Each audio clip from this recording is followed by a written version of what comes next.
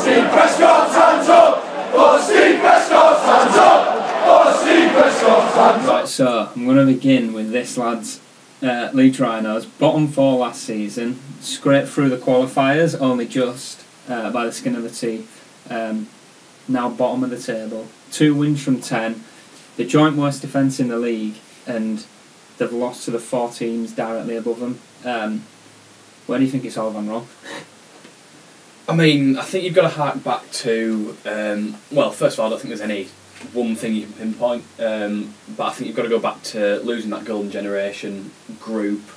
And if I'm honest, I think you look at the fans, I think the Rhinos fans have got quite comfortable. You know, you've had this core group of players, your Sinfield, your Maguire, Burrow, Peacock, etc., that have been at the heart of this team for so long and given the club 15 or 20 great years. And the fans have just got way too comfortable in this winning mentality that now, you know, when you take out a group of players like that from a side that have been built around that group, you take them out, you can't expect everything to be all fine and dandy and keep going the same way it is. You've got to expect at least a couple of seasons of rebuilding. I know they've sort of had that, you know, they had the season in 2016 where they went, you know, they were in the qualifiers, and then they built it back up in 2017 and won the Super League again, and now they've dropped again, but again they've lost those key players, and I think that's at the core of what's gone wrong. But I think you've got to look at how they've replaced them. You look at that halfback combination of Myler and Lollahea, who, you know, at the start of the season, he's switched up to Sutcliffe in there now, but that was their partnership at the start of the season, and that's 2 running halfbacks. For me, you look at the best clubs in the world and they've got an organiser and someone to play off the back of them. You know, you look at some of the best clubs in Super League, for example, Warrington, they've got Patton, who's the cool, and you've got Austin playing at the line. Likewise with Wigan, you've got Lulawai in that organising role and Williams out the back. And Leeds have got 2 supporting halves. Myler's never had to take charge of a team. He's always been alongside the likes of Breers, Todd Carney, players like that. Lollahea, for the majority of his NRL career, played at full-back or in the 3 quarters and played alongside Luke Brooks when he was at Wests. So those players have never had to have that responsibility of leading the team around the field.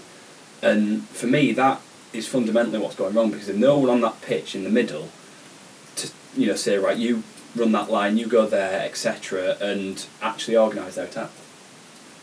As an outsider, Sean, obviously, you've had a bit of a difficult season yourself as a Wigan supporter, but if you look at the Rhinos, what, as an outsider, how do you view it?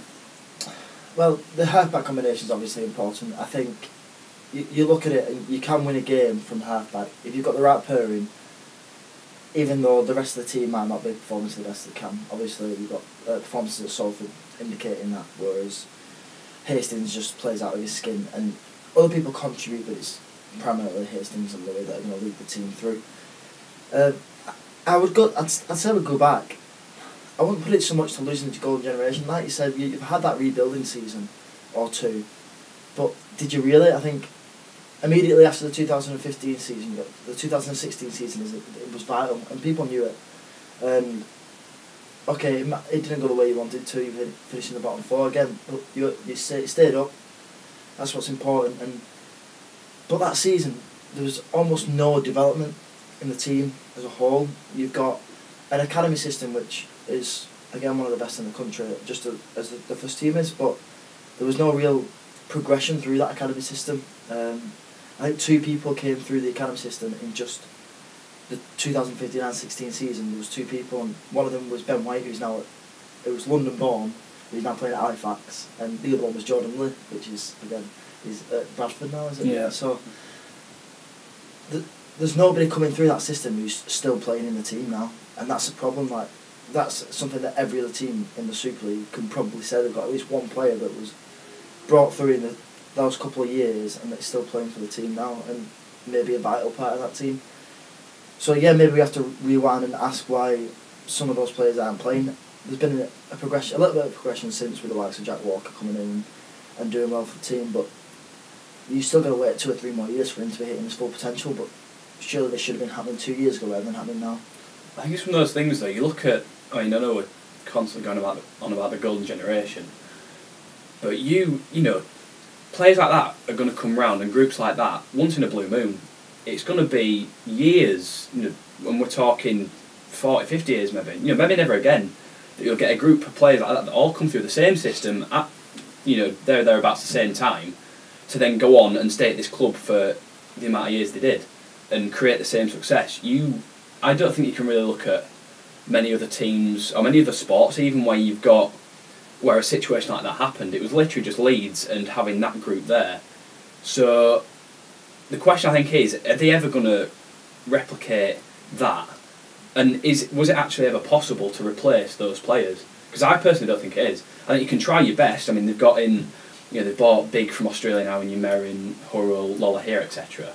But those players, as good as they are, and yes, they might be up to a similar quality that the players that they've replaced were, but they're not going to have that same bond of playing against each other at junior level, coming through the ranks together, and then playing at Super League together. I think the thing you've got to look at is, in the Hull KR game, most Leeds fans were sitting there and watching it and seeing Mitch Garbutt power through for a try. They've seen Danny Maguire control the game. Their players at Leeds could have kept. So I think you've got to look at the recruitment. I mean, who's making those decisions? There's certain players that are still in that Leeds team that perhaps maybe shouldn't be. Who's making the decisions, the recruitment? And I think if you actually look at the current Leeds team, it's not that bad. It's not a team that should be bottom of the table. So is Dave Furner struggling already? No. I mean, you talk about the Hull KR game, I couldn't help thinking to myself throughout most of it, how different would that Leeds team be if they'd kept, if they had Maguire and Drinkwater in the halves? Yeah. If they'd kept Maguire instead of signing Myler, if that was, the first sort of step, if they'd have put their effort into that, and then in the off-season, instead of recruiting someone like Lola Haya, if they signed Josh Drinkwater, who I think was probably the best free agent on the market, had a stellar spell with Castleford, winning the Challenge Cup, and, effectively leading them to that Challenge Cup. Yeah. Turning their season around completely. And then, he's for some reason not wanted there. Hull KR, I think, have got probably one of, if not the best piece of business in bringing Drinkwater on a free. I think that is such a brilliant coup. Drinkwater were both available, realistically. Yeah. You look at the quality of both of them. I think Hastings was obviously always a sign to go back to Salford. But I think Drinkwater would have made a massive difference to this Leeds team. And maybe that's something they need to look at in the future, looking at those free agents that have done well elsewhere and try and redevelop the team. Well, the problems are evident, but the bigger picture is, are Leeds in a relegation battle? Because I was speaking to someone the other day and they were saying Leeds are fortunate Toronto stayed down and London came up.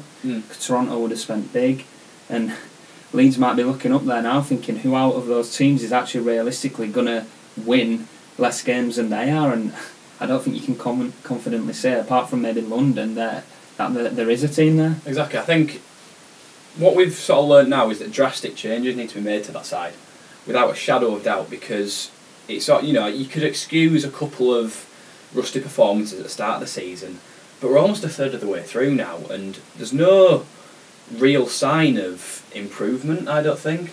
You still, they came off a really gutsy performance against Cass a couple of weeks ago, getting that late Brad Dwyer drop goal, and for me, if you're looking at a side that have just done that after having such a poor start, they get a game like that where they all come together, and I think that's the best game Leeds have played this year. That should have filled them with so much confidence going forward that Hull KR game should have been, not necessarily a walkover, but should have been so much easier for Leeds to even just stay in the game, not even to maybe win it, but not be dominated in the way they were. But for some reason, whatever it is, whether it's player confidence still low or if there's something going on behind the scenes, they just don't have that enthusiasm about them, and they don't look like they want to be there for me. Yeah.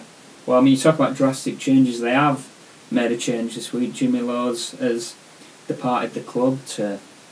he's gone outside rugby league. I'm not sure where he's gone, but Richard Agar's coming on the coaching staff. Is that...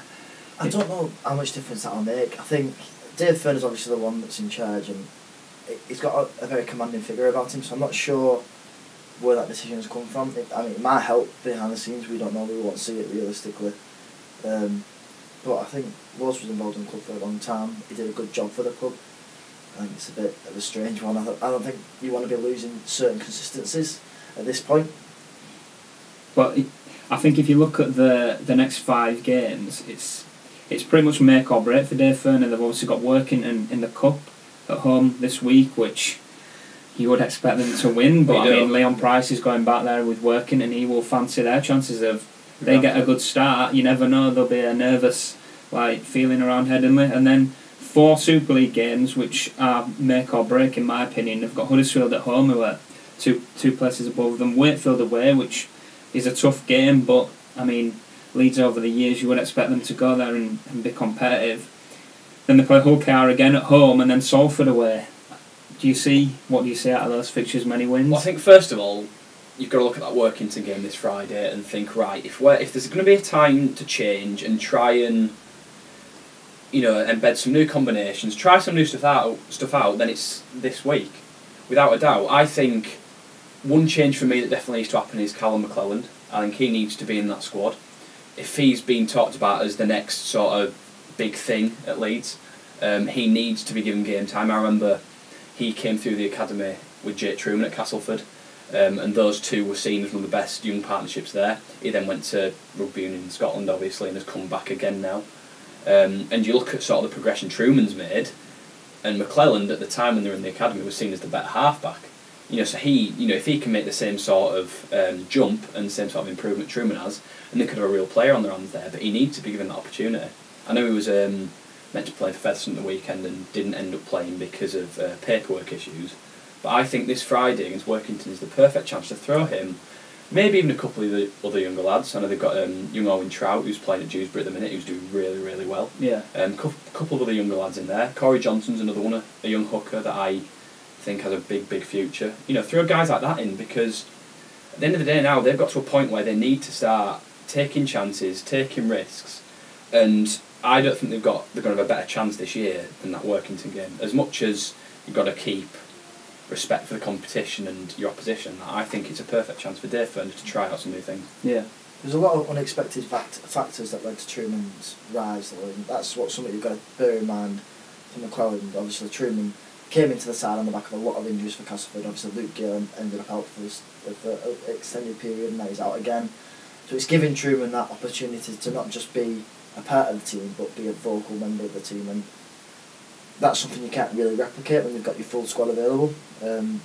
It has, but I mean, you look at Truman's situation, like you said, he came in on the back of Gale's injury, and was very much thrown in there as a player who had to do a job. It wasn't a case of throw him in, he might do all right. He had that responsibility there to do that job, and I think McClelland is in a similar boat, because clearly the Rhinos halfbacks aren't firing. Milo Lola here, and it's Sutcliffe now as well, not really doing much. So he's the only other sort of regular halfback in that side that can potentially have a change and potentially have an impact and do something.